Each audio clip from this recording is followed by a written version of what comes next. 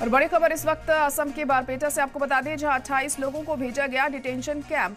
पहली बार इतने बड़े पैमाने पर डिटेंशन कैंप भेजा गया है लोगों को। डिटेंशन कैंप में भेजे जाने वाले सब मुस्लिम हैं। तो बड़ी और अहम खबर इस वक्त असम से आपको बता रहे हैं, जहां 28 लोगों को डिटेंशन कैंप भेजा गया।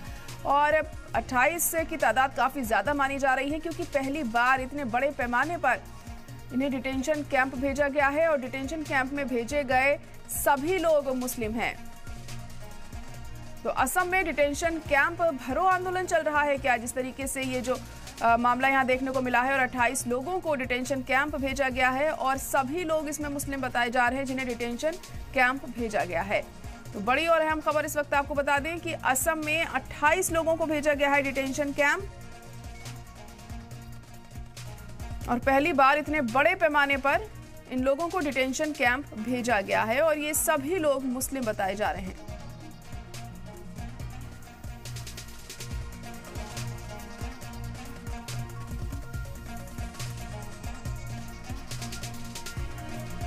कर रहे वो तो संविधान के खिलाफ है। हम आपको चैलेंज करते हैं, अगर असम में एक भी बांग्लादेशी है, वो लोग को आप दिखा दीजिए कहाँ पे है, कहाँ से आया है, उन लोगों का पूरा बैकग्राउंड चेक कीजिए। आज भी जो 28% लोगों को आप अपने फॉरेनर टेबल्स में डाउटफुल सिटीजन कहाँ है, वो लोग भी भारतीय नागरिक है। हम आपको चैलेंज करते हैं, हाँ आज नहीं तो कल पता ही चल जाएगा, सुप्रीम कोर्ट में हो या हाई कोर्ट में हो, वो लोगों को न्याय मिलेगा, क्योंकि ये लोग रियली इंडियन है।